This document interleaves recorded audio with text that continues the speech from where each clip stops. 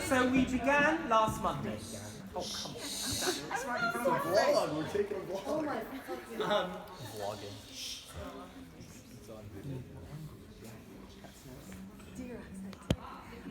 We began last Monday. On Monday, we arrived at all different times, so we had to make a change to that itinerary. We went to the Nozick synagogue where you ate. Atomic. From the Nozick synagogue, we went to the Palace of Culture, which Stalin had built, or the Russian government had built as a. I'm being filmed, so all my words are coming out wrong. As a present to the people of Poland for signing the Warsaw Pact. And the Poles hate the building because of what it represents. And we saw the monument outside to Janusz Korczak. We talked about Janusz Korczak a little bit, had dinner, went to our hotel, the Californians arrived and we did an orientation. The orientation dealt with the question of why come to Poland? Why are we here? The next day, we left Warsaw and we drove in a southeasterly direction to the little shtetl of Kazimierz Dolny. We began with the cemetery, with the wall, the Wailing Wall. We did a little art activity and we walked into the village. As we walked into the village, we saw how pretty the village was. We saw the ruins of the castle of King Casimir. We thought about the affair he had with a Jewish woman called Esther. And then we went down into the square, and at the square we talked about how Jews and why Jews came to Poland in the first place. We talked about that economic triangle. We crowned Casimir. We crowned Daniel king, and he had these horrible stinking serfs, and that wasn't enough to provide him with enough financial support. So he brought the Jews in to settle here in Poland at the end of the early medieval period, beginning of the early modern period. Then we went into the shul where we davened mincha. It was very museum-y, but we ate Toffee.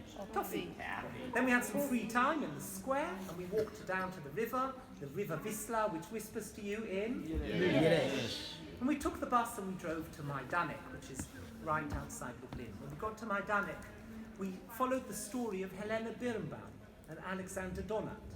We talked about focusing on the individual rather than looking at the mass, particularly when you see all those shoes in that bag, or when you see a whole pile of human ash.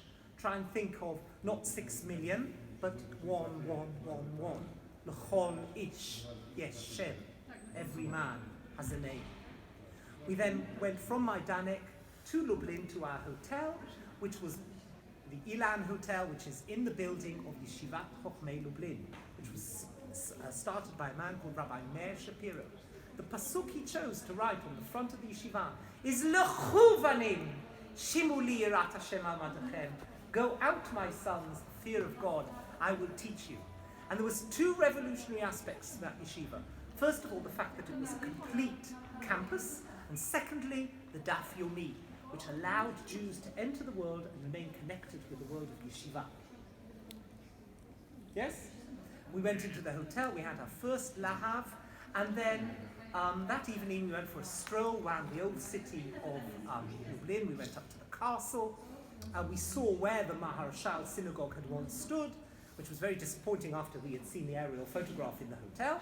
And we went back to the hotel, we went to bed. Next morning, we drove in an eastward direction, after we davened shacharit in the yeshiva, to Sobibor. Sobibor, we talked about the debate between the intentionalists and the functionalists. Those people who believe that the German idea of killing Jews was conceived already in Hitler's mind in the 1920s and 1930s, or whether it emerged as the war developed, and how are great decisions made by people. We also talked about existentialism in Sobibor, the fact that there is so little there to commemorate what had happened, nothing but trees and birds. I was very excited to see the changes that have been made there. The field of white covering the mass graves and the pile of ash. From Sobibor we drove to Vlodava. When we got to Vlodava, we went into the shul you don't daven in. We did our first limud, and then we went into the beautiful shul with the ark. We davened mincha there. We sang Donna, Donna, Donna, Donna, Donna, Donna, Donna, Donna. And and I gave you to eat Fun. fun dips. In Vlodava, we also looked at storks, and because we want to know how we came into the world, and we finished off the film, Escape from Sobibor, and drove back to Lublin. Got to Lublin, did another lahav, had some downtime in a hotel, and we then went to another hotel to have dinner with the other buses. This was the first time we had met the other buses, and I think you enjoyed that. And we went to a little town called Krashnik, where we visited two shuls, which are joined by an underground passage. We had Bazooka, David Mariv in the first shul, and Torah is or, Torah is light. And we placed the lights in the ruins of the Aron Kodesh and sang Eitz Chaim Hi. And then we drove back to Lublin and went to bed. Next morning, which was Thursday morning, we got up and we drove south to Lezhansk. When we got to Lezhansk, we talked about the emergence of Chassidut. We ate kigel and soup. The boys got naked and the girls bonded. And then we went to the Keve of Elimelech. That was on record. I didn't say that. David. The boys didn't get naked. They went into the mikveh fully clothed. And then we went. To the Keve of Rabbi Elimelech at Lezhansk. We prayed there for friendship and for our friends. Adarabah, tender libein, sheni rekolecha, mahalot chavereinu, v'lei v'loi v'loi chesronah. From Lezhansk, we drove to Landshut. Thank you. When we got to Landshut, we walked up to Potocki's palace, and then from Potocki's palace we did a little dance there, very romantic. We went to the jewel in the crown, the most beautiful shul ever. We met Meir, who looks after the Geniza there. We saw the Aravot, which had not been burnt on Pesach, and we went into the shul. We ate Oodles. oodles, and we were filled with oodles of love, and we were impressed by the beauty of the shul. We davened mincha, and we drove to Markova. When we got to Markova, we went to the house of the family, and we talked about righteous Gentiles and how the family had sacrificed their lives for the sake of two Jewish families whose lives were also martyred. From Markova, we drove to Glogov, a forest near the town of Rzeszów, or Reisha in Yiddish. At Glogov, we learned about the Einsatzgruppen, and I presented two historians to you. One, Christopher Browning, who says that evil is done by ordinary people because they are following orders or because they're doing what everyone else does. Or Daniel Goldhagen, who says that evil is perpetrated by people who are ideologically motivated to kill and to murder Jews. After that, we heard the witness account of an Einsatzgruppen by Rivka Yoselewska. I blew the shofar, we went back to the bus, and we drove towards Krakow. And we watched the film Denial. When we got to Krakow, I really wanted to take you to end the day on a note of Jewish heritage, but it was very difficult because it was bucketing with rain. Was it not? Do you remember that rain? Indeed it was. A person died. We went to a restaurant, had dinner, and went to our hotel just on the banks of the river Wisla, which whispers to you in second time in one day. Then we went from, then the next morning, Friday morning, we woke up. We walked to the Ramah Shul. Well, the Ramah Shul, we learned about the Ramah. We learned about the importance of, we learned what he'd written about Kiddush Hashem, about sacrificing your life, and if there is ever a time when you are allowed to risk your life in order to perform a positive Jewish commandment, and maybe there was an apocalyptic thinking going on there. The Ramah, however, lowered his own sense of ego in order to be able to do that, and then we stood by his tomb and we prayed that in order to have good relationships with people in our lives, we need to be able to sometimes lower our own sense of self in order to allow those people into our lives, be they who they are. From the Ramah's grave, we walked to the Temple Synagogue, where I gave you Lollipop. you had about lollipops. We learnt about the No. more No. ring pops. Ring pops. Yes, we had the ring pops. Pacifier. We learnt about Fizzy fruit. Yeah. fizzy fruit in the Ramah, ring pops at the what's it in the temple. We learnt about the more liberal Jewish community, beautiful shul, yes, Moorish style. And from the Ramah, we went for a little walk around the old market. Danny bought himself a helmet, and from there we went to the Alter Shul.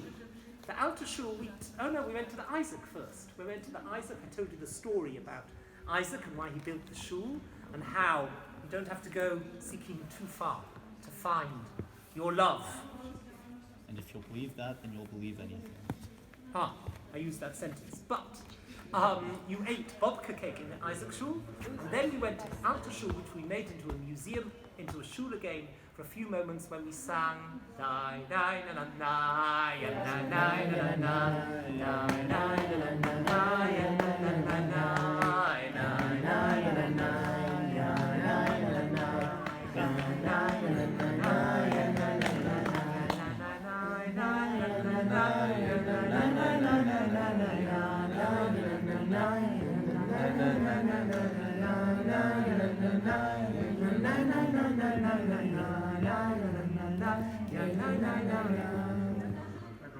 I missed something out.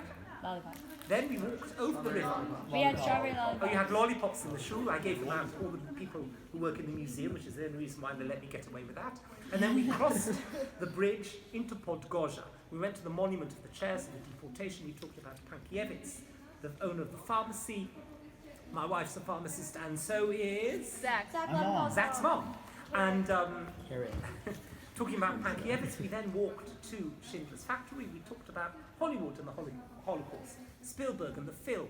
And then we drove to Plashov. At Plashov, you davened mincha on your own. You placed a stone on the Jewish monument, and we talked about the way in which monuments reflect various historical interests. How a monument can express a communist view, or a Jewish communal view, or a Rappaport's view, etc., etc. From Plashov, we went on the bus to Sukhanitsi. That's in free time in the square. I went to buy myself some shoes. You went home. You went to the hotel, and you all went swimming. Then we got into our Shabbat clothes. You looked very pretty, and we went. The boys gave the girls some roses, and the girls gave the boys some meat. By the way, I have more meat. I saw. Thank you. David, who wants your meat? We need to open that. And then we walked to the Hoicha Shul, where I gave you a bracelet so you could carry them on Shabbat. We davened Kabbalat Shabbat together. And then, did any of you listen to the story that Sam told you? Of the guy who Built the fire? Yeah. You didn't Yeah. The Oh, that rabbi one, guy yeah, I went heard into that the woods, several and then times. the other guy went in the woods. It's the importance of telling the story. Tell the story. Oh yeah, he was like, he was talking about like how something like if you know how to make a fire, like it was all these things. David, could you making a tell fire, the and then story?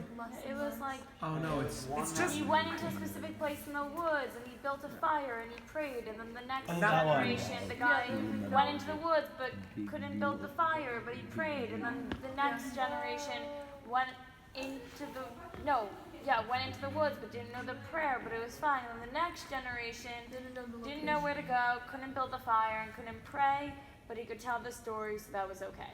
Yes, the story, telling the story was enough, was sufficient to save the Jewish people. So I like that story a lot.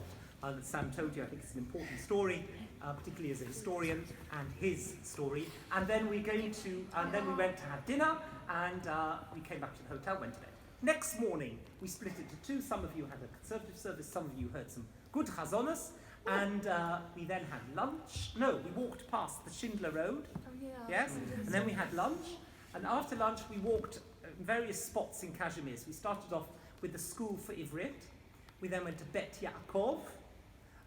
We did the rain game in my hotel, and then from there we went to the Dragon, which didn't breathe any fire. You can read into that whatever you wish. And then we went up to the castle. We learned about the development of the castle. We saw King Casimir's tomb. I got into trouble by one of the guards for making the noise. We danced a little bit. We did a wee-wee there. Then we learned about John Paul II, whose original name was Karol Wojtyła. And we learned about his relationship with the Jews. We went down the hill. We heard about Kościuszka. Kościuszka, the leader of the Polish rebellion, whose general was Boris Jaselewski, who was, of course, a Jew. And then we went down the hill to the bottom of the hill. We saw the Katyn monument. And we talked about Poland during the Second World War and the murder of the Polish soldiers, 20,000 of them, 800 of whom were Jewish, by the Soviets at the beginning of the war. Then we walked along the river, nice long walk. We saw that. The singer. Yeah. Don't forget the Singer smoke on the machine. Yeah, the smoke machine. And Gigi was in it. I guess. That was a good done. And we did bad raps. Oh, we did bad raps too. That was on the way there. When we got to the hotel, you had some free time. We then did a discussion about faith after the Holocaust. How can you believe in God after the Holocaust? We sang some songs, and then we went to the square for a beautiful Havdalah. I've got to tell you, the first time I did the Havdalah in the square, I was like so excited by it, because we used to just do it in the hotels. And then I thought, well, maybe we should do it in the square, and we all did it in the square. And I said to a Chanech, I said, isn't this amazing? Look where we are. Doesn't beat the lake. I felt like hitting it. It doesn't beat the lake. There were fireworks. Some schmuck. There were fireworks. Oh, there were fireworks. And then we went back to the hotel, we got ready. Sunday morning, gosh, we did a lot. Sunday morning, we drove to Auschwitz I. At Auschwitz I, I talked to you about the uniqueness of the Holocaust and to never buy into the Palestinian interpretation or the not the only Palestinian, but there are some Palestinians and some anti-Semitic interpretation of the way in which the Jews used the Holocaust. And the difference between the way Jews were treated as opposed to others, okay, on the individual basis, obviously, on the subjective basis. There's no difference between the suffering of a Jew or the suffering of a gypsy, or the suffering of a homosexual, or a Soviet prisoner of war, or a Polish political prisoner. But on the national level, there is an enormous difference, and that is seen in the 1.5 million children who were murdered.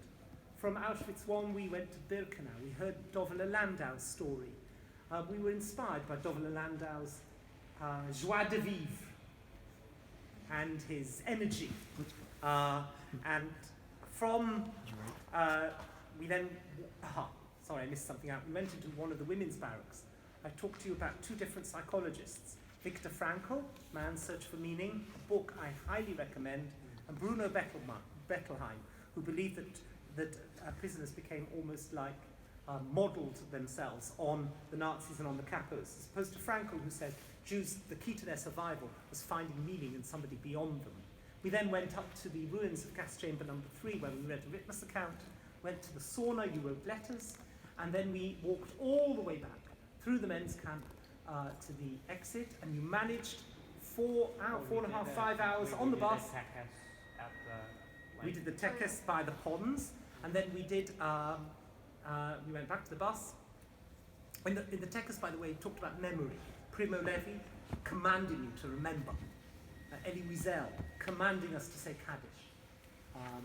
And we said Emmanuel Rachamim, and you each mentioned names of people you know who were killed in the Holocaust or people you've heard of. And then you were amazing because you went on the bus for 4.5 hours without needing to do a wee. And we got to Warsaw, we got to the restaurant, we had dinner, we got to our hotel, we did a lahav, and this morning we woke up to rain. And when we woke up, we got on the bus and we drove to the Warsaw Cemetery. We toured the Warsaw Cemetery. We saw how different people want to be remembered by the way they thought that they could make the world a better place. From Zamenhof, our namesake, to Henrik Voll, to the Bundists like Marek Edelman, to Naftali Tzvi Berlin, the Netziv, and Reb Chaim Soloveitchik, who believe that through Limud Torah, the world will become a better place. And we walked around the cemetery, we saw the vibrancy of life, and we thought about, how do you want to be remembered?